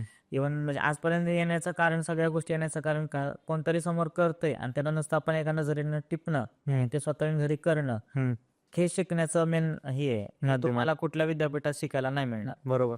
आणि याला आवड पण पाहिजे मेन म्हणजे. आणि जसं म्हणलं की मग ते दारात पुढं सडा रांगोळी ते सगळं मग त्याचं त्यातच आपल्या स्वतःच्या डिझाईन सुरू, मग हाताला वळण. तेव्हा सांगायला तर कोणीच नाही इथं तरी पुण्यामध्ये किंवा शहरामध्ये शिकवणी असतात, क्लासेस असतात, ते त्याच्यामुळे ते येत गेलं असे. आता जस्ट दिवाळी झाली, तुम्ही परदेशात पण पाठवताय, किती देशांमध्ये जातो, कुठून मागणी आपल्याला? सगळीकडे म्हणजे US असेल, तुमचं UK असेल, फ्रान्स असेल, जर्मनी असेल, परत अजून कॅनडा वगैरे, म्हणजे सगळ्या ठिकाणी जातं. दुबईलाही जातं. दुबईला फार कमी जातं, पण बाकीच्या ठिकाणी भरपूर जातं. जर्मनीला खूप जातं. यंदा पण एवढ्याच देशांमध्ये पाठवलं? सगळ्या वा. हे असे नोएडा वगैरे पण गेलेले. बर. आता आपल्याला कळतं की एखाद्या पदार्थाची आपल्याकडून रेसिपी बिघडली किंवा चव बिघडते किंवा काहीतरी, तेव्हा असं जेव्हा पॅनिक सिच्युएशन होती किचनमध्ये, एवढ्या मोठ्या लोकांना सर्व करायचं आहे, हे सगळं कसं मॅनेज करतात त्यावेळी? नाही, जसं मी म्हणलं की माझ्याकडनं तरी असं आजपर्यंत कधी नाही झालं की फिसकलंय किंवा बिघडलंय किंवा वाटोळं झालं आपण म्हणतो त्याला. कारण त्याच्या पाठीमागं माझी 8 दिवसाची प्रिपरेशन असेल आणि तयारी असेल त्याच्यामध्ये. आणि फारच एखादा क्वचित झालंच समजा, होत नाही असं पण समजा झालंच, तर मग नवीन करायला घेतो आम्ही डायरेक्ट. असं तयारी असतेच, त्या बॅकअप जो म्हणतो आपण. तर समजा 500 लोकांची ऑर्डर आहे, 500 लोकांचं जरी असतं तरी आम्ही 50-60 लोकांचं सगळं मटेरियल तिथं घेऊन जातो. असं वाटतं, आता कधी कधी काय होतं, माणसं भुकेलेली असतात, एक माणूस एक चपाती खाणार असेल तर तिथं तो 4 चपात्या खातो आणि चांगलं लागलं तर अजून एक्स्ट्रा खातो. असं होतं. कधी कधी भात कमी पडायला लागला किंवा भाजी कमी पडायला, एक्स्ट्राच असतं. एक्स्ट्राच असतं, लगेच पन्नी टाकायचे, लगेच तयार. अंदाज असतो ना की अजून किती लोक बाकी आहेत, अजून 50-60 लोक बाकी आहेत आणि सगळं संपले, लगेच टाकायला सुरुवात असते. ती तयारी, ते सगळं प्रिपरेशन. आणि खरं सांगू का, जे तुम्हाला बिझनेस काय ते तुमचं ऑफिसमध्ये जे टार्गेट असतात, तिथं तुमचं डोकं ताणलं जातं, म्हणजे माणूस अडकला, स्टक होतो. पण ह्या इथं ना असं चॅलेंजिंग आणि एवढं मजा येते ना हे असं करायला, की अचानक तो जो ऑर्डर देतो त्याला मी मालक म्हणतो, जो मालक ऑर्डर देतो ना, आणि तो अचानक येऊन सांगतो, दादा आमचे 200 नाही, आमचे 300 लोक होत आहेत. त्यावेळेस जे पळापळ जे असते ना, असे चटके परत मजा येते. तेव्हा खूप मजा येते. म्हणजे असं चॅलेंजिंग असतं, ते जेव्हा कम्प्लीट होतं आणि जेव्हा माणसं ढेकर देतात ना, तेव्हा अरे हास, आपण असं वाटतं की गड जिंकले. मग ते अशी सगळी प्रोसेस, त्यात जी खरी मजा ती कुठंच नाही आहे दुसरीकडे. असं कुणी अन्न वाया घालवलं गिऱ्हाईक येतो? नाही जात अन्न वायाला. म्हणजे मी सरळ सांगतो, मी तिथं ते असं कोर्स लिहूनच ठेवतो डायरेक्ट, अन्न हे पूर्ण ब्रह्म आहे, तुम्ही स्वतः केले असं समजून तुम्ही खायला बसा. आणि लोकांना विचारून, माझी सगळी जी काही टीम आहे सगळी, ते लोकांना, लहान मुलं विचारून वाढते, अर्धा गुलाबजाम देऊ का एक देऊ? आणि मी सरळ सांगतो, मानपान, लाज, लज्जा, शर्म माझ्या दारात चालत नाही. हे माझं चूल आहे, इथं तुम्ही लहान लेकरं, मी तुमची आई बाप आहे असं समजून तुम्ही जेवायला बसा. कारण काय होतं, त्यांचा पैसा लागलेला असतो, हे शेतकऱ्याचा कष्ट लागलेले असतात, ते वाया गेलेलं मला चालणार नाही. हे सरळ बोलतो असं. तुम्ही मला 2 कानाखाली द्या, मी आनंदाने स्वीकार करेन, शिवाय द्या, मी आनंदाने स्वीकार करेन, पण अन्नाची नासाडी मला चालणार नाही. त्याच्यामुळे मग लोक बरोबर सिस्टमॅटिकली आणि हे करतात. मला एक जण म्हणला की म्हणजे एक जरा कस्टमर हे होतं, जरा वात्रट, पुणेरी, खूप जुनं, नाही आमची 170 लोक होती, पण 150 लोकांचंच घ्या, काय जेवण चांगलंच नव्हतं, हेच नव्हतं. आणि मला सवय कशी आहे, कॅमेरा बघून मी सेटअप लावतो, पुरावा राहतो ना आपल्याकडे. लोक जे जेवण झालेलं वगैरे, मी म्हणलं सगळं ठीक आहे, जेवण चांगलं नव्हतं ना, मग ते जे लोक ताट, आपण जेवलेलं ताट असतं ते कोरं करकरीत काय येत होतं धुण्यासाठी, त्यात जर शिल्लक चांगलं नसतं तर माणूस वाटी तसं ठेवतं, खात नाही माणूस. ते स्वच्छ का होतं, त्याचं उत्तर तुम्ही द्या, पैसे नाही दिले तरी चालते. मग त्यांच्या मिसेसने मला वरती 200 लोकांचं पेमेंट केलं तिने मला, की नाही बाळा तू खरं म्हणजे बोलतोयस, तो म्हणजे असं खरं जेवण चांगलं होतं, आमच्या ह्यांचा स्वभावच असा आहे. म्हणजे असे खूप जण, म्हणजे काळ कुठून डिस्काउंट मिळाला काहीही सांगते. काही सांगतात खूप जण. आणि कसं होतं त्याच्यामध्ये, माझं घरगुती आहे, मग बाहेर समजा 500 रुपये चालू आहे, दे रे 350, दे रे 200, त्याला काय लागतं, बेसन लाडू करायला साखर आणि बेसन पीठ तर असतं. मी म्हणतो ठीक आहे, मी 200 नाही, मी 100 द्यायला तयार आहे, फक्त बेसन तुम्ही भाजून द्या मला 4-5, मला काही द्यायचंच आहे करून. असे इव्हन मी आता असे खूप जणांचं होतं की म्हणजे कोरोनाच्या नंतर कुणाकुणाचं पैसे नव्हते, काय नव्हतं, मी फक्त 1 रुपया आणि नारळ घेऊन मी 500, 300 लोकांचं जेवण दिलेलं आहे. काय बोलतो? हो. इव्हन आपल्या इथं म्हणजे आपल्या हे असतात, महिला आहेत आपल्या पेठांमध्ये, की त्यांच्याकडं तो व्यवसाय सगळा बंद त्यांचा, तर त्यांना मी टेम्पो पाठवायचो. म्हणजे आज सुद्धा मी, कारण मी रांगोळी तिथूनच आणायचो ना, तुमच्या पेठा असतील किंवा ज्या महिला आहेत त्या हे काम करतात त्या, तर त्यांना सुद्धा मी जेवण दिलेलं आहे. कारण परिस्थिती माणसाला हे करायची. इव्हन आपल्या माई होत्या, सिंधुताई सपकाळ, त्याही मला खूप चांगल्या ओळखायच्या.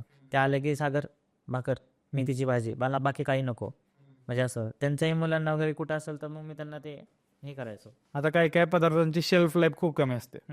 फॉर एक्झाम्पल की अनारस असेल किंवा काही गोष्टी काही दिवसात खराब होणार आहेत, तर हे किती चॅलेंजिंग असतं, स्टॉकमध्ये ठेवणं, देणं, का कंटिन्यू कसं करताय मॅनेज? त्याचे पण आपण कसं करतो, जसं करंज्या, बुंदीचे लाडू असतील किंवा ओल्या नारळाच्या करंज्या असतील, हे मी समजा जास्त लोड असेल तर मी आधी जे सुके ड्राय आयटम असतात ते आधी करतो, आणि जे असे ओले आयटम असतात तर ते मी जसं समजा आता उद्या परवा दिवाळी आहे तर आज करायला घेतो, आणि पुढे कस्टमरला सांगतो की 7 दिवसातच संपवा. जसं टिकतं 10-15 दिवस, पण वातावरण, क्लायमेट आणि कस्टमर काय करतं, घेतले की नाही हे ओल्या नारळाचे टाक फ्रीजमध्ये. फ्रीजमध्ये करंजी ठेवण्याचा पदार्थ नाहीच आहे मेन म्हणून. बुंदीचा लाडू सुद्धा नाही. बुंदीचा लाडू फ्रीजमध्ये गेला असतो तुपातला, तो कडक होतो, आणि बाहेर काढला की तो पांढरा फटक पडतो, का तर साखरेचा पाकाचा तो कडकपणा आलेला असतो, साखर पूर्ण ड्राय झालेली असते. मग लोकांना तुमचा लाडू खराब झाला. म्हणजे असं इव्हन आता मला असे पण अनुभव आहेत की मुंबईला समजा पाठवलं, मी काय करतो जेव्हा कुरिअर पॅकिंग करतो किंवा आउट ऑफ इंडियाचं असेल ते कॅमेऱ्याखाली सगळं करतो. आता ह्या दिवाळीची गोष्ट, तर ते 1.5 किलो चिवडा आणि 1.5 किलो शंकरपाळी पाठवली. तर तिच्या नंदेने मला नंतर फोन, मी दसऱ्यापर्यंतच ऑर्डर घेतो, त्याच्यानंतर मी ऑर्डर घेत नाही. दिवाळीच्या महिनाभर आधी बुकिंग असतं. त्याने दसऱ्याच्या आधी ऑर्डर दिली, त्यांची ऑर्डर फिक्स झाली, सगळं झालं. दसरा झाल्यानं पॉझिटिव्ह झालं, आणि त्यांच्या नंदेचा फोन आला की मला पण पाहिजे. म्हणलं नाही अहो, नाही घेऊ शकत मी. ती मला खूप बोलली, तुम्ही असं करता हे करता. मी दुर्लक्ष केलं, काम केलं. मग तिच्या म्हणजे हिने भाऊजीने घेतलं होतं तो सगळं फराळ वगैरे सगळं झालं. तिने मला आयडिया काय केली, दादा तुम्ही चिवडा आणि शंकरपाळी पाठवलीच नाही, म्हणजे असं सगळं. मग म्हणलं ठीक आहे, मी चेक करतो आणि तुम्हाला पाठवून. नाही नाही, चेक करा, असं तसं हे सगळं झालं. मग मी हे केलं, तो व्हिडिओ काढला आणि त्यांना व्हॉट्सअपला पाठवला, आणि म्हणलं तुम्ही आता खरं खरं सांगा, तुमच्या नंदेला तुम्ही सगळा फराळ दिलाय, नवऱ्याकडनं तुम्ही सांगितलं की दादांचे फक्त 2,000 रुपये द्यायचे, आत्ता वरती अजून 500 रुपये कसे मागायचे, त्याच्या भीतीनं तुम्ही असा प्लॅन केलाय का? म्हणलं खरं खरं सांगा. नाही म्हणले हो बरोबर दादा, तुम्हाला बरोबर कळालं की माझ्या मनाची काय हालत चाललेली. इव्हन आत्ता ह्या स्थितीला असं आहे, एखादी माझ्याकडे ज्या महिला चपाती लाटते, जेवणाची ऑर्डर आहे, ती लाटतानाच मला कळते की तिचं काय दुखतंय किंवा तिच्या घरात काय प्रॉब्लेम झाला असतो. मी सरळ म्हणतो, अहो ठीक आहे, नवऱ्याचं बोलणं काय एवढं मला घ्यायचं, नवराच आहे तो, तुम्ही त्याला बोला, तो तुम्हाला बोलेल. एखादी अशी आली की मग म्हणते नाही सासू मला लईच बोलली. मग ती लाटणं करण्याची जी प्रोसेस आहे ना, किंवा चपाती लाटली, चपाती तव्यामध्ये टाकली, ती फुगली नाही ना, लगेच कळतं की बाईच्या मनात काहीतरी चालू आहे. अशा खूप साऱ्या म्हणजे सांगाय आपण काय का, जसं मी म्हणलं मी करणारा कोणीच नाही, पण एक असतं ना की सेन्स असतो तो. इव्हन आली ती करायला लागली की काम करण्याची पद्धत, कापण्याची पद्धत, मळण्याची पद्धत, सगळं बघितलं की लगेच कळतं. मग मी त्यांना काय म्हणतो, काम होऊ द्या, नंतर पोहे चहा आपण करू, गप्पा हाणत सुख दुःख मांडू आपण, तुम्ही मला सांगा, मी तुम्हाला सांगतो. मग त्याच्यामुळे काय होतं, बायकांना एक कोणाडा मिळतो मन रिकामं करण्याचा, म्हणून म्हणे सगळ्यात महत्वाचं आहे. हा. आणि मग बायकांना काय होतं की ज्या सगळ्या महिला आहेत त्या सगळ्या माझ्यासाठी, आई बहिणीपेक्षा ना त्यांच्यापेक्षा माझ्यासाठी, मी आता जसं म्हणतो की देवीला दसऱ्यामध्ये नवरात्रामध्ये साडी चोळी ओटी देतात, मी दसऱ्या दिवशी सगळ्या महिलांना साडी देतो, बांगडी काय ते तुमचं कुंकू टिकली ते काय असेल ते सगळं मी त्यांचं येता संग करतो. ते म्हणतात दादा आम्हाला कशाला देतो, देवी नाही का तुमची रागवल की. म्हणलं काय नाही, तुम्ही करताय म्हणून मी आज इथं उभा आहे, तुम्ही जर नसलं तर मला काय किंमत आहे. साधं सिंपल आहे ना. मग असे खूप सारे इमोशन आहेत हे सगळे ह्याच्यामध्ये. आणि मला एक आवडलं की तुम्ही तुमच्या जे केटरिंग बिझनेसमध्ये ज्या महिला आहेत त्या सगळ्यांना एक फॅमिली मेंबर म्हणून वागवताय, त्यांची सुखदुःख जाणून घेतोय. हे आजकाल खूप कमी लोकांना, एखाद्याच्या घरी मेडिकल कंडिशन असली तरी तिचा नवरा आजारी असला तरी तेव्हा हॉटेलवाला म्हणतो गप ये इथं चपात्या लाटण जा तर तुझं घर चाललं, पण तुम्ही हे सगळं जाणून घेताय, खूप महत्त्वाचं आहे. ह्या रिलेटेडच मला एक प्रश्न आहे तुम्हाला की ह्या बिझनेसमध्ये किंवा कोणत्याही बिझनेसमध्ये कामगारांचं किती महत्त्व आहे, चांगले कामगार असणं आणि ते टिकणं? ते सगळ्यात महत्वाचं असतं. म्हणजे कुठलाही कसाही ठेवून नाही चालत त्याला. जसं आपण भाज्या निवडून घेतो तशी माणसं निवडून घ्यावी लागतात ह्या कामासाठी तरी. आणि मेन तुम्ही काय त्याला म्हणतो आपण, जिम्मेदारीचं काम करताय केटरिंगचं, बाकी कपड्याचं सोन्या चांदीचं वगैरे ते आपण डोकापत करू शकतो, पण एखाद्याला जर काहीतरी वेगळा पदार्थ गेला आणि विषबाधा झाली, फूड पॉइझनिंग झालं, तर ते खूप मोठं, म्हणजे माणूसच गेला तर त्याला पर्याय नसतो. मग हे असं निवडणं हे करणं खूप म्हणजे चॅलेंजिंग असतं स्वतःसाठी. एखाद्या पण असे येतात की जिला काहीच येत नाही. इव्हन आता एक 4-5 महिन्यापूर्वीची गोष्ट, एकीचा सासू सासरा नवरा दीर नणंद सगळे आले तिच्या घरचे माझ्याकडे. ते म्हणले दादा तुम्ही काय केलं हिचं? मी म्हणलं मी काहीच नाही केलं, जे काय केलं तिच्या कुवतीप्रमाणे, तिच्या ज्ञानानं, तिच्या कौशल्यानं ती शिकत गेली. ते म्हणले तुम्हाला कसं कळलं की आम्हाला काय बोलायचं आहे? म्हणलं मला माहिती आहे ना, माझ्या स्वतःवरची मला माहिती आहे, तिचं काम करण्याची प्रोसेस गेली त्याच्या 5-6 महिने ती जे काय काम करते त्याच्यानं पहिले लाटलेली चपाती आणि आता काल परवाशी लाटलेली चपाती याच्यातला फरक मला जाणवतो. म्हणलं नाही, म्हणली बरोबर तुम्ही बोलला, कारण जसं लग्न झालंय त्यांचं भाजीला चव नाही, तरी नाही, म्हणजे चपाती कधी फुगले तर आम्हाला कधी वाकडे तिकडेच ते असं होतं. पण ती जशी तुमच्याकडे इथं यायला लागली ना, चपात्या गोल गरगरीत तेलकट म्हणतो ना आपण, असं गुबगुबीत चपात्या, भाज्यांना चांगली तरी, वाटण बिट, म्हणजे 4 खाऊ का 5 खाऊ आम्हाला असं होतं. म्हणजे असं सगळे खूप जणांचे असे किस्से आहेत. जसं म्हणलं की तुम्ही मेडिकलचं म्हणलं, त्याचा एक किस्सा आठवला. एक आपल्या शिवापूरच्या काकू होत्या, त्या शिवापूरवरून दररोज येऊन जाऊन करायच्या. तर एकदा असं पेमेंट दिलं त्यांचं काही ₹700-800 काहीतरी राहिले होते आणि त्यावेळेस 2,000 रुपयाची नोट चालायची. मग माझ्याकडे ती 2,000 रुपयाची नोट होती. म्हणलं तर माझ्याकडे कॅश नाही आहे, तर तुमचं काही ती गाडी थांबली तर हे घ्या, असू द्या तुमच्यापाशी आणि नंतर बघू आपण हिशोबात कमी जास्त करू. त्या गेल्या, दुसऱ्या दिवशी त्यांचा फोन आला की दादा तुम्हाला देव म्हणू का मी काय म्हणू, म्हणजे नाही का असं. म्हणलं का हो, काय झालं? ते म्हणले तुमची 2,000ची नोट नसती तर माझा नवरा आता मेला असता म्हणले.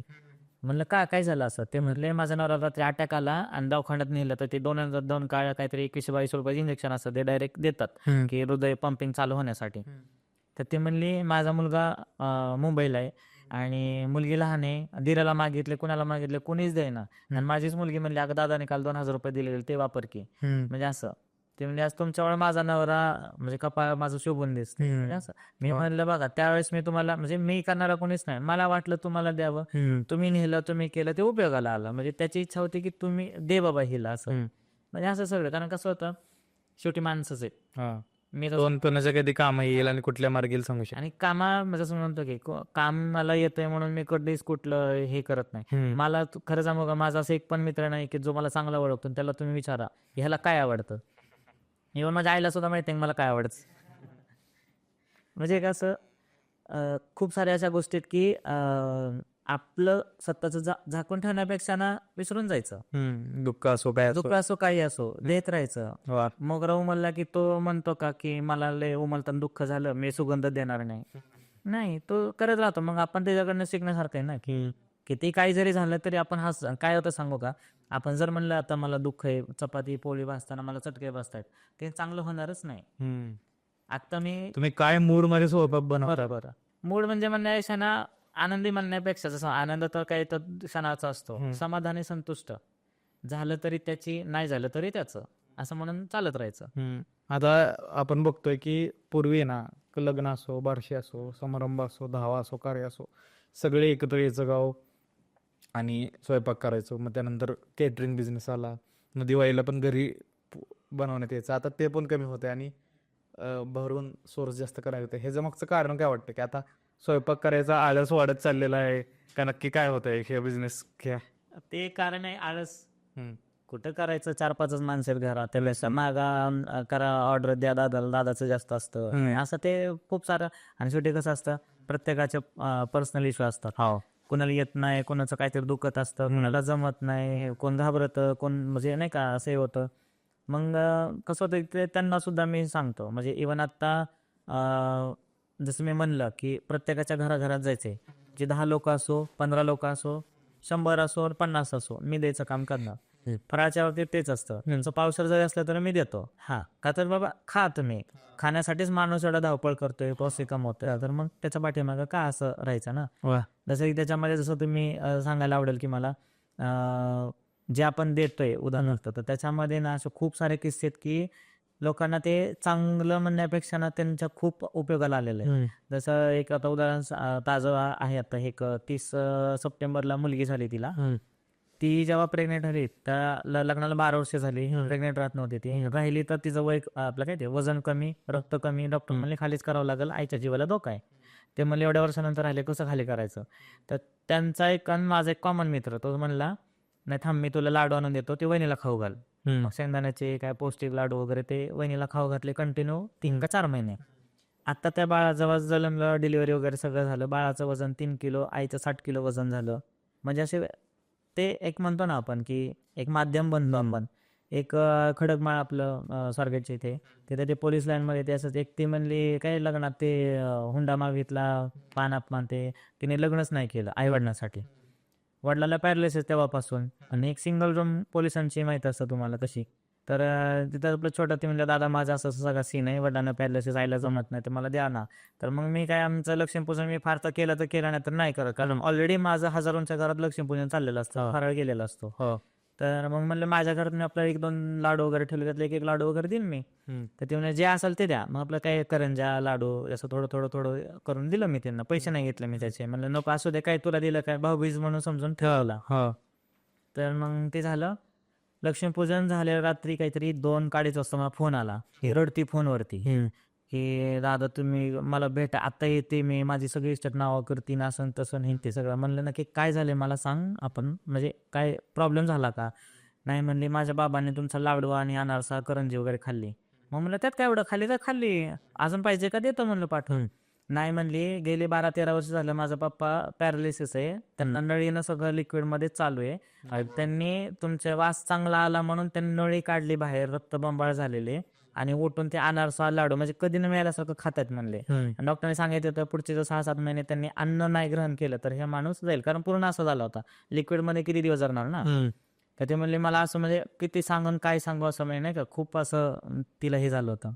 एकतर 98 वर्षाचे आजोबा, ते दत्त जयंतीच्या दिवशी इथं कसबा पेठेच्या इथं कुठेतरी त्यांचं घर आहे, ते घरात म्हणे की दत्त महाराज प्रगट झाले, त्यांचे पादुका वगैरे, तर त्याचं काय असेल, तर ते दरवर्षी महाप्रसाद ठेवतात.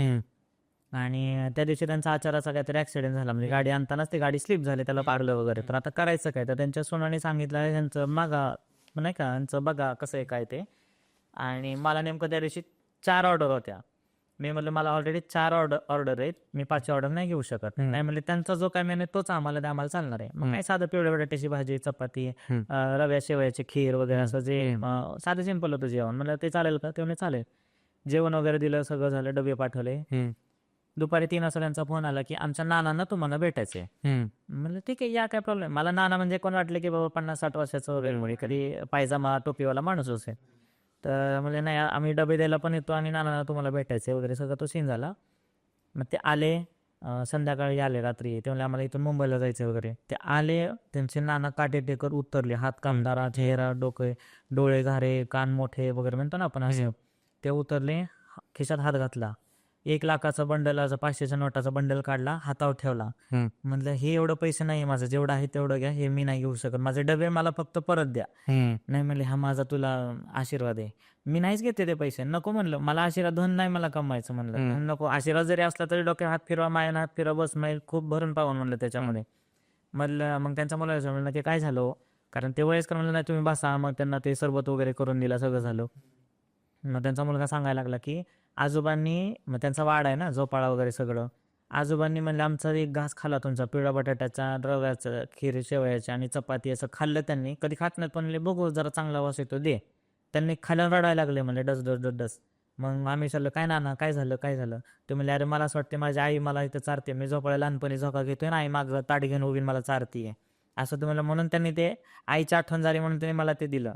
मी म्हणलं कदाचित हेच असेल की महाराजांची कृपा असेल, किंवा तुमच्या आईचाच आशीर्वाद असेल की बाई ह्याच्याकडनं करून घे, तर वेळ असेल म्हणलं ती सगळी ह्याची. वा, असे खूप सारे किस्से आहेत की जे करतोय मी, जसं म्हणलं की मी हे काहीच नाही करत, ते सगळं ती शक्ती करून घेते, वा, असं सगळं ते आहे. मस्त. आणि आता एवढं सगळं तर मला एक म्हणजे आश्चर्य ह्याच गोष्टीचं वाटतं की तुम्ही दिवसभर काम करताय, 3 तास झोपताय, त्यात एवढी सगळी लोक कमावते, म्हणजे थोडक्यात पैसे माणूस किती कमवतो, काय कमवतो, हे जिवंत आहेपर्यंत बरोबर. बघायचं मेजरमेंट आहे. पण त्यानंतर त्याची चर्चा काय होते, तो कसा आहे, हे त्याच्या मागं बोलण्याचं त्याच्यावर. तुमच्या बोलण्याचं एवढं कळतं की तुमच्यासाठी बरेच लोक खूप चांगले बोलत असणार आहेत. आणि कुठलं लग्न असो, समारंभ असो, काय असो, त्याची जी शान असते ते जेवणच असतं. आणि ते जर तुम्ही छान केलं, ग्रहण केलं, तर त्याची म्हणजे इवन आमच्या घरातही कुठला कार्यक्रम असला की आमचे एक महाराज आहेत, त्यांनी केलं की मग माहीत असतं की हा त्यांना सांगितलंय का. आणि ही जे लगाव असतो ना, की मला एक कळतं की तुमचं फक्त एक बिझनेसमॅन, केटरिंगवाले आणि क्लायंट असं नातं नाहीये, घरातल्या नात्यांसारखे. जसं तुम्ही त्या दिदीचं सांगितलं, त्या शिवापूरच्या काकीचं सांगितलं, की याच्यावरून एक चांगला बिझनेसमॅन कसा असावा हे पण समजतं. की बिझनेसचा अर्थ फक्त बिझनेस करून पैसे कमवणं नाही, पण 4 लोकांचं घर चाललं पाहिजे, त्यांना काहीतरी चांगलं एक विजन दिसलं पाहिजे, हे आहे. माझे शेवटचे 2 प्रश्न आहेत त्यासाठी. हे ओव्हरऑल प्रश्नच आहेत की हा कॅटरिंग बिझनेस पण आहे ना, सिंधी, गुजराती, मारवाडी लोकांनी भरून फुल टॉपनं चालतात. ह्यात काय मला असं निगेटिव्ह रिमार्क नाही करायची, पण मराठी माणसं ह्यामध्ये खूप कमी लेवलला आता दिसतात, कारण की ट्रेंड्स पण वेगळे आले फूडमध्ये, चायनीज घुसले, सगळं घुसले. मग ह्यात तुम्ही स्वतःला कसं एस्टॅब्लिश करून ठेवताय? ह्याच्यामध्ये मी स्वतः करतो, जसं मी म्हणलं ना, कोण हाताखाली नाही. जसं फोडण्या टाकायला असेल, कणिक मळायला असेल, चपाती लाटणं वगैरे ठीक आहे, त्या सगळ्या लेडीज बाकीचे वरवरची कामं करतात. पण जाते ना मी स्वतः इथं करायला बसतो. मराठी माणूस मागं, मला काय असं मराठी माणसाला नावं नाही ठेवायची, पण मी खरं सांगू का, मराठी माणसाला बोलतो सरळ. बाकीची लोक कशी, बाकीच्या महाराष्ट्राची बाहेरची लोक किंवा बिहार वगैरे तिकडची डिश घासायला लागलं ते स्वतः घासतात. हाताला कापड नसतं, फाटकं तुटकं असतं, पण काम करतात, रुपये कमवतात. आपल्या इथं कसं होतं, दुकान टाकायचं, खुर्ची बसायचं, एसी लावायचा, गरज नसते त्याची. मला दुकानच टाकलं पाहिजे, हाताखाली वेटरच ठेवला पाहिजे, किंवा मी आता बॉस झालो असं म्हणलात की तुम्ही तिथंच खरं संपलेलं असतं. जसं रांगोळी आपल्या हातातून सुटली की ती संपलेली असते, डिझाईन नंतरची गोष्ट, तिचं तेवढंच काम असतं, हातातून फक्त सुटणं. तुम्ही फक्त एकदा सुटायची गरज असते सगळ्या विकारातून म्हणा, किंवा अगदी मला संतबोध पण नाही बोलायचं, पण मराठी माणसाचं, मुलाचं किंवा जे कोण बिझनेस टाकतो त्याचं कसं होतं, ए दे रे छोटू, दे रे रामू, स्वतः उठून नाही देत तो. कसं होतं, छोटू देताना समजा उदाहरणार्थ 2 इडल्या द्यायच्या असतील, छोटू तिथं 3 इडल्या देणार, एका इडलीचं नुकसान. म्हणजे असे साधी सिंपल काडीपेटी असते, किंवा फरशी पुसण्याचं कापड असतं, घासणी असते, ह्याचा सुद्धा खर्च जर तुम्ही मांडून नसाल ठेवत किंवा त्याचा जर व्यवहारात पकडत नसाल तर तुमचा बिझनेस पूर्णपणे लॉस मध्ये जातो. बरोबर. छोट्या छोट्या गोष्टी छोट्या छोट्या गोष्टीनच म्हणतो थेंबे थेंबे तळे साचे. बरोबर आहे. तुम्ही लाखाची ऑर्डर घ्या, त्याच्यात तुम्हाला फक्त 20-30 हजार रुपये सुटतात, पण जेव्हा तुम्ही छोट्या छोट्या ऑर्डर घेता, तुमचं महिन्याभरात लाख कधी झाले तुम्हालाच कळत नाही. वा, हे कुठल्या बिझनेससाठी महत्वाचं आहे. बरोबर. आणि आता हे जेवढी लोक आहेत की मी पण स्वतः एक फूड आहे, मला पण स्वतः जेवण वगैरे बनवायला आवडतं, आणि आता असे बरेच लोक आहेत स्वतः चॅनल पण चालू करतात, हे बनवतात. तर जे ॲस्पायरिंग कुक्स आहेत, म्हणजे शेफ बनायचे त्यांना, किंवा गृहिणी असतील, माता भगिनीच्या व्हिडिओ बघत असतील, त्यांना तुम्ही काय संदेश द्याल की जेवण छान चविष्ट व्हावं यासाठी काय केलं पाहिजे? मन लावून करायचं. जे करताय त्याच्यामध्ये आत्मा शिंपून काम करायचं. म्हणजे म्हणतो ना आपण, करायचं, द्यायचं, 2 पैसे मिळतात, ह्या मनानं जर तुम्ही करत असाल ना, तर ते जस्ट एक आपलं पिठाचा गोळाची काहीतरी पदार्थ बनेल तो. प्रॉपर भाकरी, प्रॉपर चपाती नाही होणार ते. तुम्ही जसं म्हणतो ना आपण की एखादं पनीरची भाजी करा, त्याला तुम्ही टोमॅटोची ग्रेव्ही, कांद्याची ग्रेव्ही, भरपूर गोष्टी वापरता. मी असलं काहीच नाही वापरत. साधी सिंपल फोडणी द्यायची, बाजूला व्हायचं. ते चांगलं व्हायचं काम ते बरोबर करतं. आणि कसं होतं, म्हणजे माझं तर एक म्हणणं असं की ज्याला स्वयंपाक येत नाही तो आला, लसूण, मसाले किंवा जे कोथिंबीर खूप भरभरून टाकतो, समजायचं त्या व्यक्तीला स्वयंपाक नाही येते. कारण कसं असतं, काहीतरी झाकण्यासाठी माणूस काहीतरी डेकोरेटिव्ह करत असतो. आणि मी म्हणजे विदाऊट कांदा लसणाची, विदाऊट तुमच्या कुठल्या पेस्टची कधीच नाही करत. कारण काय होतं, जर मी तेच तुम्हाला दिलं तर बाहेरच्या तर ह्या चवीत काहीच फरक नाही राहत. कारण लोकांना कसं झालेलं असतं की साधा सिंपल एक वडापाव अद्रक लसूण टाकलेला तो आवडतो, पण मी जर विदाऊट कांदा, म्हणजे मी फोडणी सुद्धा टाकत नाही. म्हणजे पुण्यात एकदा एकाच्या घरी, ब्राह्मण घराण्यात आहे, त्यांच्या घरी साधा बटाटा वडा, त्यांना म्हणले आम्हाला वडे करून द्या. म्हणजे ठीक आहे, मी येतो वडे करतो वगैरे. मी त्याच्यामध्ये फक्त लिंबू, कोथिंबीर आणि हिरवी मिरची वगैरे घालून वगैरे ते कच्चच पिठामध्ये टाकून मी वडे करून दिले. कारण सगळे वयस्कर लोक, त्यांना हळद वगैरे कोणाला चालत नाही, कोणाला तिखट मसाला वगैरे चालत नव्हता, असं तसं. जे आपण बाहेर खातो तो पिवळा वगैरे चणचणीत असतो, चटाकेदार असतो, पण ते तो आपल्या शरीराला खूप बाधक असतो. मग हे आपलं सौम्य पद्धतीचे वडे करून दिले वगैरे सगळं झालं. ते जसं मी म्हणलं मगाशी, त्या काकांनी, त्या नानांनी पैसे दिले, ह्या सगळ्यांनी प्रत्येकाने चेक काढायला सुरुवात केली. म्हणलं हे नकोय, म्हणलं मला. म्हणजे असं सगळं ते असं खूप जणांचं कुठं काम केलं की ते आशीर्वाद म्हणून मला येतच, पण त्याचा संचय करतच नाही. कारण काय, आता जसं म्हणलं की ते साचून ठेवलं की त्याला वाळवी लागते, नाही करायचं, वाहत राहायचं. वा, असं खूप सारं आहे. जर एकटंच बोललो आपण, यामध्ये मला एक गोष्ट कळली की फक्त केटरिंग बिझनेसचं नाही, बट ही जे आपण म्हणतो अन्न हे पूर्ण ब्रह्म आहे, किंवा ही सेवा आहे, आपण ग्रहण करतो, आपल्यात ते जातं आणि ते आत्मा जागृत करतं आणि त्यातून आशीर्वाद येतात. याच तुमच्या स्टोरीजमधून मला समजलं. त्यात तुम्ही बारामतीचे, परत इथं आला, पुण्यामध्ये एवढं छान बिझनेस वाढवताय, सर्वाइव्ह करताय. सेलिब्रिटी असो, ती काकू असो, ती दिदी असो, तळागाळातील माणसांसोबत तुमचा नाळ जोडलेली आहे. आणि पैसे हा विषय ऐकलाच नाही तुमच्या तोंडातून की माझा फिक्स रेट असतोय माझं हे. सो ह्यातून एक समजतं की तुम्ही ही करताय ती सेवा आहे, आणि हे भगवंत बघत असतो नक्कीच. बरोबर. आज तुम्ही तुमच्या एवढ्या बिझी शेड्यूलमधून एवढा वेळ दिला, त्याबद्दल खूप खूप धन्यवाद.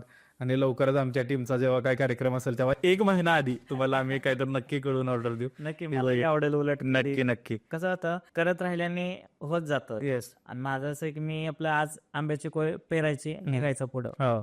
कधी ना कधी त्याच्या झाडाच्या आंबे आपल्याला कोणाच्या तरी मार्फत पुढे आलेले असतात. जेव्हा तुम्ही तो आंबा खाल तेव्हा जाणवत, अरे हा आपला आंबा आहे, आपला असं जाणवतं. आपण बीज पेरलेलं ते. हा, म्हणजे त्याचं ते सगळं चालत राहतं. खूप खूप धन्यवाद सर, तुम्ही एवढा वेळ दिला नाही पॉडकास्ट बद्दल. Thank you so much. नाही, thank you so much. Thank you. Thank you.